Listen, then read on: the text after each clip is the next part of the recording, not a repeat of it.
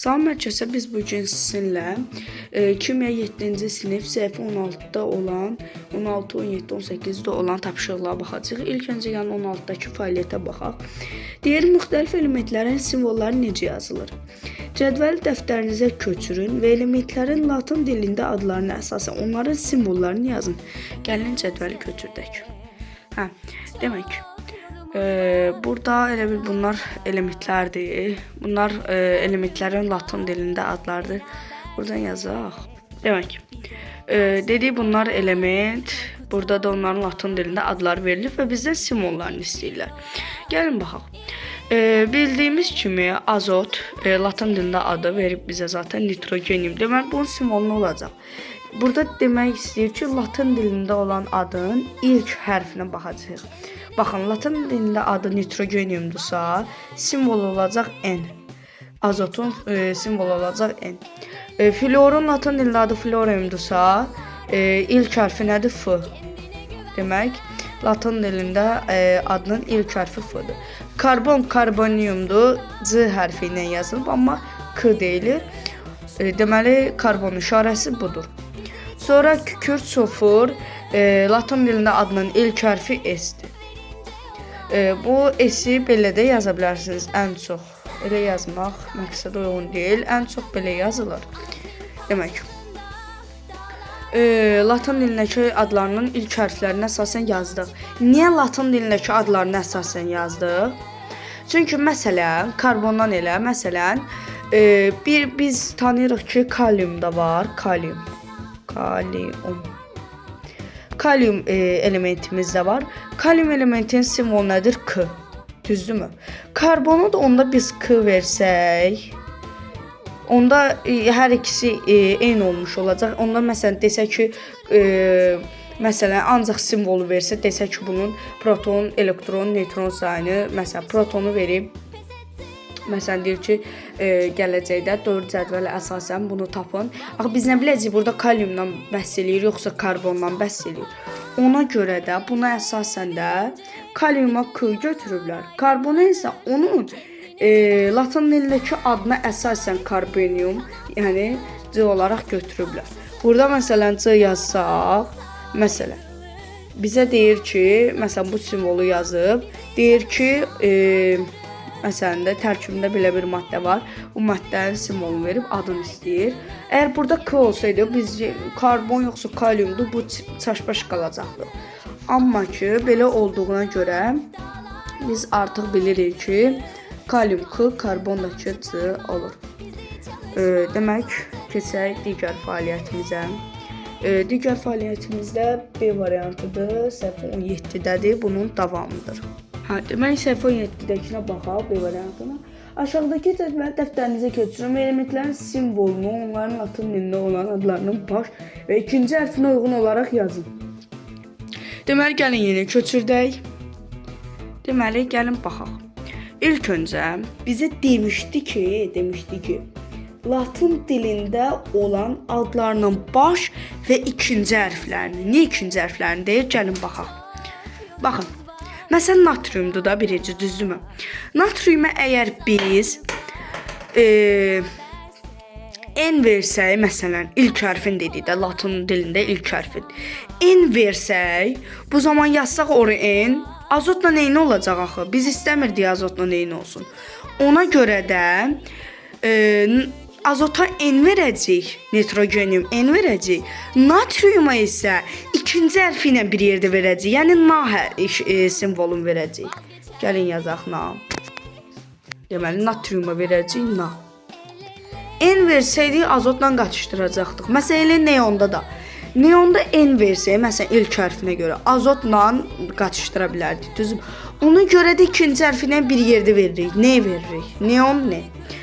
Dəmir. Dəmirin latın dilində adı ferrumdur. Biz buna dəmirə F versək, latın dilində adının ilk hərfini versək, bu zaman fluordan eyni olacaq. Eyni olmamasına görə biz ferrumun ikinci hərfini götürəcəyik. Yəni həm bir, həm də ikinci hərfini götürüb F adlandıracağıq dəmirin simvolunu. Kalsium. Kalsiyumda əgər biz ilk hərfini götürsəydik, bu zaman C hərfini götürərdik və bu zaman karbon işarəsi simvolu ilə eyni olacaqdı. Ona görə də ikinci hərfini götürəcəyik, yəni belə götürəcəyik. Sonra mis kuprum. Bu zaman biz yenə bunu ilk hərfini götürə bilmərik. Çünki götürsək karbondan eyni olacaq. Ona görə də ikinci hərfini götürərik və simvolumuz belə olur. Silisiumda. Silisiumda kükürt, məsələn, S götürsək kükürt olacaq da, düzdürmü? Biz nə biləcəyik? Kükürt dində silisium. Ona görə ikinci hərfini götürəcəyik və simvolumuz olacaq Si. Belə də yaza bilərsiniz, belə də yaza bilərsiniz. Silisiumun işarəsi. Deməli, bizə sonra orada deyir ki, niyə belə adlandırmısınız? Bizdən orada suallar soruşur. Gəl suallarımızı oxuyaq. Deməli deyir ki, birincidə müzakirə edilə baxırıq, birincidə. Nə üçün ikinci cədvəldə olan elementlərin simvolunu yazdıqda baş hərflə bərabər ikinci hərfdən istifadə olundu? Dedik, nə üçün istifadə olundu? Digər elementlərin simvolları ilə qatışdırmayaq deyə ikinci hərfində istifadə olundu. İkincidə civənin adını latın dilində hidrargium olduğunu nəzərə alaraq onun simvolunu necə yazardınız? Deməli, civə deyir hidrargiumdur. Deməli, baxaq. Civə deyir ki, hidrargium latın dilində adı budur. Civəni nə təklif eləyərdiniz? Məsələn, təklif eləyə bilərdik ki, ilk və sonuncu hərfini götürə bilərdik H-yı. Sonra ilk və üçüncü hərfini, ilk və sonuncu hərfini, ilk və R-nı, məsələn, ortancıl hərfini götürə bilərdik. Məsələn, elə G-ni də götürə bilərdik. Yəni bunlara təklif eləyə bilərdik. Amma civənin əsl simvolu H-dir. Baxın, civənin əsl simvolu H-dir. Yəni ilk və iki, yəni də istədiyimiz kimi, yəni siz necə istəyirsinizsə elə təklif etdiyinizi yaza bilərsiniz. Amma əsli H-dir. Keçək digərinə, səhifə 18-dəki olan öyrəndiklərini tətbiq edin və öyrəndiklərinizi yoxlayın. Demək, baxaq, səhifə 18-də olan öyrəndiklərinizi tətbiq edinin birinci sualını. Deməli deyir, sizcə germanium və polonium elementləri adları hansı ölkələrin şərəfinə verilmişdir? Deməli, germanium German ölkəsinin adına verilir. Polonium da səhv etmirəmsə, ölkənin adı Poloniya idi. Deməli, German və Polonium ölkələrinin şərəfinə verilmişdir. Germanium və Polonium. Demək, baxaq ikinci.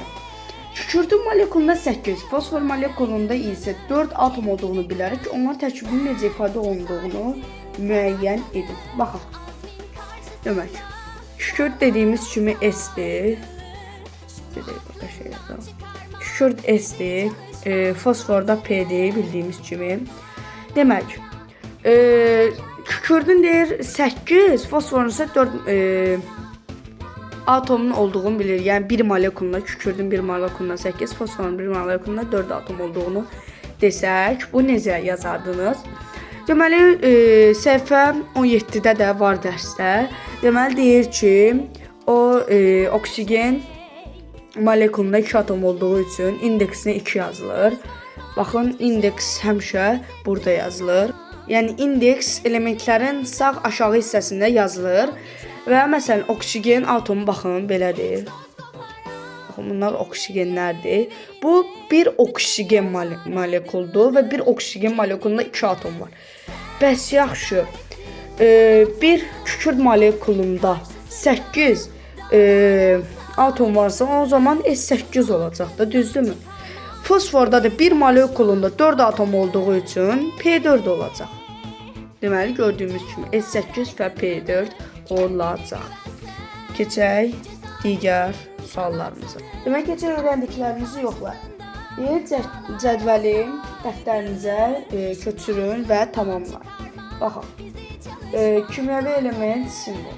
Baxaq, yazaq bir. Və kimyəvi element bizə xlor verib. Simvol istəyir. Xlor, deməli, səhifə 17-də də deməli, bu elementlər simvolu göstərilib. Xlorun simvolu, baxın, xlorun simvolu budur. Latın Latın dilində adına əsasən cığlı qəbul edilmişdir. Deməli, digərində simvolu göstərib, simvol F verib və bizdə elementin adını istəyir. Bildiyimiz kimi bu ferrumdur. Ferrum da dəmirdir. Dəmir. Bayaq bunlara baxmışdıq. Sonra digər kimyəvi element kalsiyum verilib. Kalsiyum yazaq bura. Kalsiyum. Deməli, bayaq da gördüyümüz kimi. Kaliumla kalsiyumu səhv salmayın. Kalium esi olmayan K-dır, ilk hərfdir. Kalsiyumda isə baxın belə olacaq. Kalsiyumda baxın belə olacaq. Ca olacaq, amma K oxunur da, yəni K oxunur. Deməli, kalsiyumdan kaliumu səhv salmayın. Sonra S verib, simvol olaraq S verib. S də bildiyimiz kimi kükürdün simvoludur. Kükürdün Latın dilində adı supra olduğu üçün S yazılmışdır. Deməli, digərinə baxaq, mis. Mis verilib element olaraq. Misin bizdən simvolunu istəyirlər. Mis bildiyimiz kimi Latın dilində adı kuprumdur. Ona görə də ilk və ikinci hərflər istifadə olunur. C olaraq istifadə edilir. Sonra simvol al verilib. Aldakı alüminium deməkdir. Demək.